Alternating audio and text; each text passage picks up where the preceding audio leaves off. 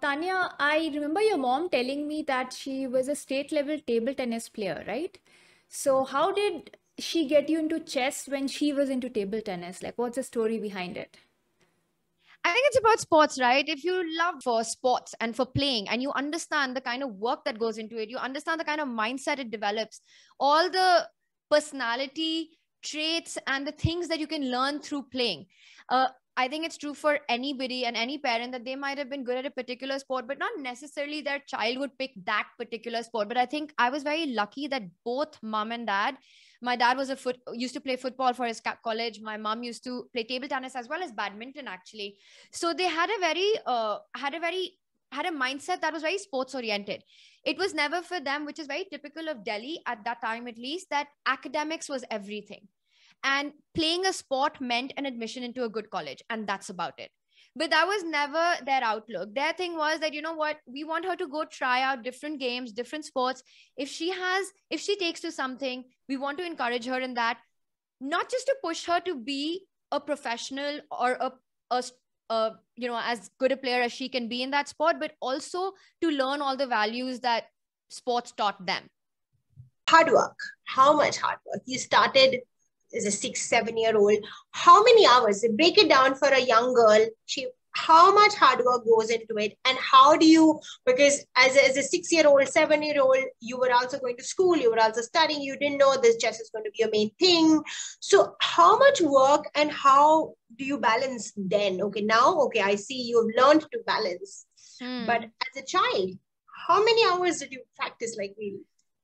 A lot, right? I mean, I remember I started when I was a little less than 6. And at that time, it just started as a hobby. At that time, there were no such terms in my life like sacrificing or doing or balancing. For me, actually, it all worked out really well because I was never, I never enjoyed going to school.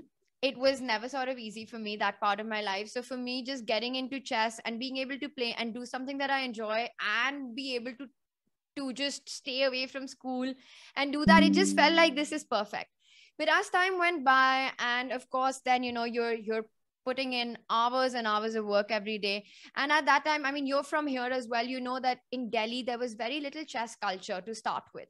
So it always involved a lot of traveling, a lot of there was nobody to guide and support at that point, that this is the path that you can follow, this is a support structure that already exists. So there was a lot of hit and miss, a lot of trials, learning by failing, learning over time. And I think at that time I was really blessed because I had a lot of support from my family. I believe that it was harder on them because it was something so new for them. Chess was something they had, nobody plays in my family, nobody, barely anyone played in my city. And so it was definitely their thing, where I think at that point they had to take all the big decisions. For me, it was just something that I really enjoyed, and I got to play it and I got to do it. At When I was around 8 or 9 years old, I think I played my first national championship and I had a good performance. I went to play the British Championship after that. So everything just sort of fit for me in my head. And before I knew it, from just being a hobby, it just became a really big part of my life. Looking back, I don't see any of it as a sacrifice. Yes, I didn't get to do many things, which a lot of my close friends, the time for those things growing up, but I just don't see that as a sacrifice at all. I see that as a blessing. You know how it is. It's like you go through that period, and then it's just, once again, I keep saying this, it's just such a fulfilling experience to be able to do this and to sort of chart your own course.